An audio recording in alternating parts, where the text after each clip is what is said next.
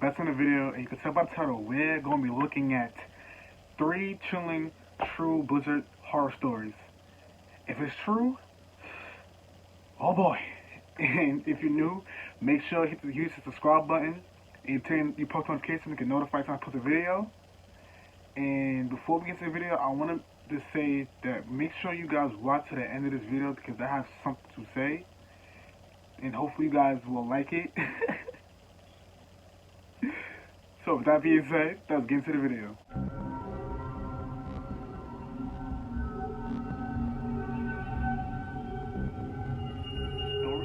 My friend Carlos and I would always go out shoveling people's sidewalks after big snowstorms to make some quick cash. In like 2013 or 2014, our town was in the midst of a blizzard.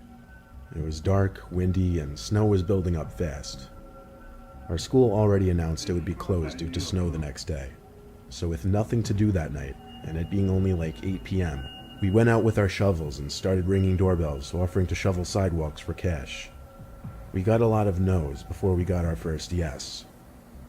We made around $15 each on our first house. We made our way across the neighborhood. A lot of people weren't interested, and most people just wouldn't open their doors. We got a second house eventually, and made a little more money on that one. Then I remember a long gap between that house and the next house that would say yes. It was a small corner house, but usually corner houses would pay more.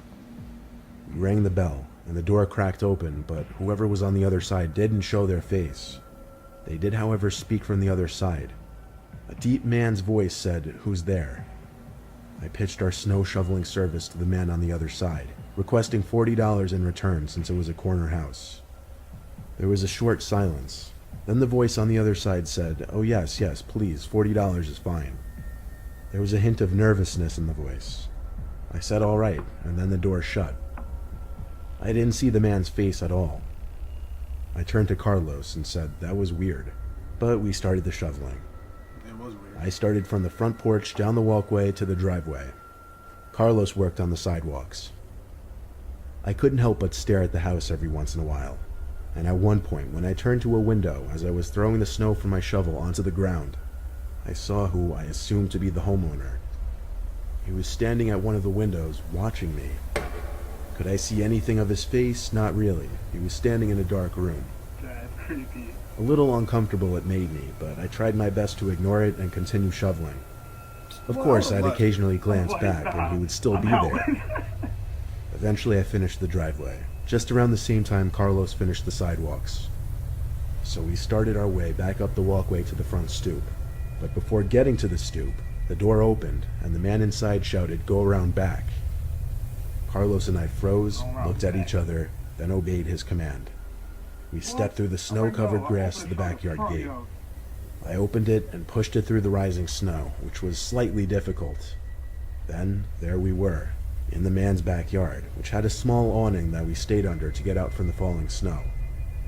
We waited by the back door, expecting him to come outside eventually with our money. We waited for over a minute and started getting antsy. I started pounding on the back door since there didn't seem to be a doorbell. Then there was the sound of a window being rotated open, followed by the man's voice again, saying, "Come inside." Carlos and I looked at each other again, and then I led the way in through the back door. All the lights in this house were turned off. It was actually so hard to see anything, really. "Hello?" I said. I heard a man's voice from another room call, "I'm counting your money on the table." It seemed he was inside the kitchen, which was connected by a small door through the room we entered from. We walked closer to the kitchen, which appeared to be lit up through the window only by the streetlights standing on the side of the house. I stood at the doorway, intending on looking through the crack of the door to see where the guy was standing in the kitchen, but I couldn't see through the crack because it was blocked by him. The man was standing on the other side of the door, looking through the crack. I turned and pretended I didn't see him.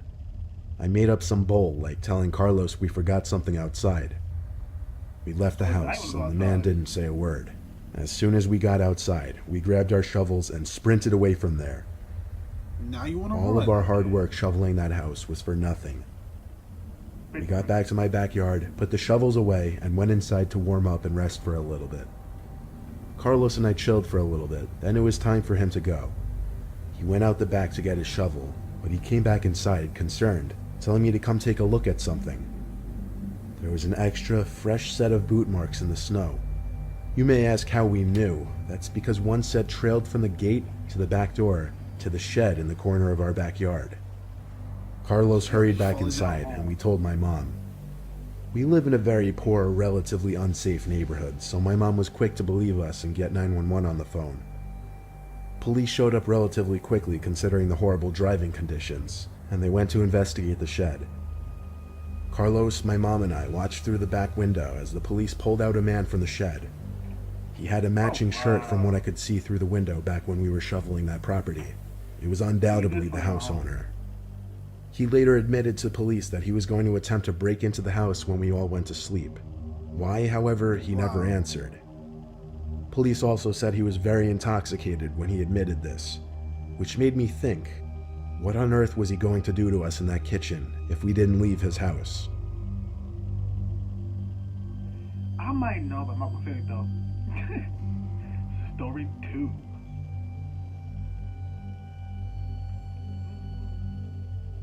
It was an early December night, and we were having our first snowstorm of the year. I was in my bed watching some low-budget Christmas film while texting various friends, mostly my friends George and Pat. We used to text in a 3-person group chat. Everything was as it should be, when I felt my heart drop to my stomach as a bang came from the window right next to my bed. I opened the curtain, but there was no one standing out there. Then, pow, there was another, as I was still looking out the window. It was a snowball. Someone was throwing snowballs at my window.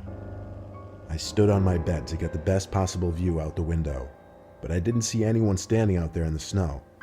So I actually lifted open my window to call out. It was almost immediately after I shouted out the window that I heard someone's laughter. Not a child's laughter like I was expecting it to be. It was a deeper voice, could belong to anyone from the age of 17 to 40 for all I knew. I shut the window and started texting in our little group chat saying I knew it was one of them messing with me. The fact that they now weren't responding made me even more confident. I didn't close the curtain as I knew whichever one of them it was, they weren't done messing with me. And just like that, another snowball hit my window. I lifted the window up quickly to try and catch them, and there he was standing in the snow, waving to me. But it wasn't either of my friends. It was some guy in a black beanie and black coat with gloves on, laughing. He started approaching the window. I hurried and slammed it shut and twisted the little lock. I also closed the curtain so that he couldn't look into my room. Both of my friends had texted back by now with question mark responses. Then there was a single knock at my window, and it started being fiddled with and shaken. He was trying to lift it open. When it all stopped, I waited a couple minutes before peeking through the curtain. It seemed the coast was clear, so I finally went to go tell my mom and dad about the whole thing, who came to have a look out my window. Sure, my dad believed me, he literally saw the footprints in the snow, but he just didn't see it necessary to call the police, figuring whoever was out there gave up. My dad turned on all the outside lights just as a deterrent, and then they went to sleep. I stayed up in my room with the lights off, continuing to watch movies. My door clicked open. I said get out, assuming it was my little brother. The door shut, so it seemed he listened to me. Silence, except for the TV. I watched for a long while, then a click in my wood floor. I turned, halfway through repeating get out in a louder voice, when realizing it was not my short little brother. It was that tall man in the black beanie and coat from outside. He started waving to me again at the doorway, then put his pointer finger up to his lips. He started walking over to my bed, and that's when I got up, ready to defend myself. He approached faster now, easily grabbed me, and covered my mouth with his leather gloves. There was a wet white towel in his glove that he was pressing to my face for a long time. I tried to break free and scream, but I couldn't, and that was the last thing I remember before everything went black. I woke up in my living room with my parents and police hovering over me. What? An ambulance arrived shortly. My dad heard the commotion going on in my room and came to find the man over me. My dad, Oh, much okay. larger than that man, managed to overpower him, but not long enough before the police could arrive. He ran out the front door and disappeared. I was quickly brought to the hospital. Thankfully, I was all right. If you're wondering, the man climbed in through our downstairs window. I was wondering too. How you get inside? That's crazy. That's crazy. You tried to fight. You tried to fight, though. I'll give him that. So do something first, but you still. It's a little-known common courtesy out in the mountains during a snowstorm that if someone's seeking shelter in your cabin, you let them in. No, I wasn't the one offering that courtesy to someone else in the story. I was the one seeking refuge. It was supposed to be a long weekend of hunting, but what started as a cold, sunny day quickly formed tons of dark storm clouds, and I quickly found myself right in the middle of a blizzard. After a full, rather unsuccessful day of hunting hares, I was way too far and disoriented to make my way back to my cabin. I had to seek refuge somewhere else. I came across a log cabin nestled between a circle of trees. No lights on, but I still had to try the door. I hit the door with my fist a few times. No answer, but I could hear footsteps on the other side approaching the door. I expected it to open, but it didn't. I shouted that I'm lost and need shelter. The door cracked open, and I heard a voice say, "Come in, leave your boots by the door." I waited a bit, expecting him to open the door fully and formally greet me as anyone would. But that didn't happen, so I pushed the door open myself and entered the dark cabin. The room was lit by 2 candles, just enough for me to see the couch that the man then told me to sleep on. As for the man, all I saw was his silhouette on the far side of the room.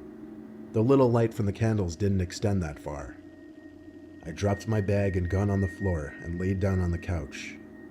I thanked the man for letting me crash here till the storm blows over. He didn't answer. His behavior wasn't the most bizarre thing. Folks are strange up in the mountains. If he wasn't up for conversation, I'd just get some early shut-eye. I closed my eyes, though the level of darkness with my eyes closed wasn't much of a difference. Sorry. I was subconsciously waiting to hear the man's footsteps leave the room, but they never did. I opened my eyes, and his silhouette was still in the corner of the room, just standing there. See, that's creepy. I felt the need to say, "Yeah, I think I'm just gonna get some sleep now, thanks." No I would response. have left. I turned to my other side so that I wouldn't be tempted to just keep opening my eyes to check on him. Still late there? Some time passed, Okay, but I'm without having heard his footsteps walk away, the curiosity was eating away at me. I turned over to look again, and this time, I swear to God, the silhouette of the man was closer by at least a few feet. I couldn't make out his face, but the slight glow from the candles would just barely trickle around the man's forehead, and what I saw was disgustingly pale skin. I quickly gathered my belongings and thanked him, but I said I had to go. I didn't look at him anymore, because I don't think I wanted to know what he looked like. I put my boots on outside and hurried back into the blizzard. I came across another cabin down the hill, this one with the lights on. I knocked on the door, and some old man and his wife answered the door. They welcomed me in immediately and were very inviting. They gave me some hot tea and offered me a spot on the couch. I told them my story about the freaky cabin up the hill, and the two looked at each other, puzzled. The woman confirmed 2 times the cabin I was talking about. Then she said, "Honey, the owner of that cabin was murdered 2 years ago. That cabin has been vacant ever since." I knew it. I knew it. I knew it. I knew it was a ghost. I knew it. I knew it. Yo, I knew it. Oh my God. Cause as soon as you said it was a pale white skin, I knew it was a ghost. But I'm sorry for that loud. The controller cut off, and that's what happened. So. But those are some good stories. It wasn't as creepy as I thought it was gonna be, but it was alright. It was a palm clap. It was a golf clap. But and like I said at the beginning of the video, I was gonna say the fact that I'm gonna start doing post notifications now. So if you just like this video, subscribe, and turn your post notification, all you gotta do is comment below done. That's it. Or if you already have your post notifications on, and you already subscribed, just like the video and comment done. Same thing. But if you don't do that, please don't comment done. It's not fair to anybody else is actually doing it. And my first shout out is to my friend named April Murray. She's really trying to grow on YouTube. Hey, look at her video. She got more one video. She got more views on one video compared to all my videos. She got over 5,000 views on that video. So just check it out. If you like making cake or other things you're gonna do on her channel, check her out. It's gonna be interesting. She's just starting out. She wanna grow on channel. Oh my God. She wanna go on YouTube just like I do. So give her support. Doesn't matter. Just give support, subscribe to our channel, and that's it. Well, I hope you guys enjoyed the video. I'm sorry for the sound behind. It was the same video. I'm sorry that happened. I didn't mean for it to happen, but it happened. But as always, thanks for watching. Thanks for subscribing. Till next time, peace, and I'm out.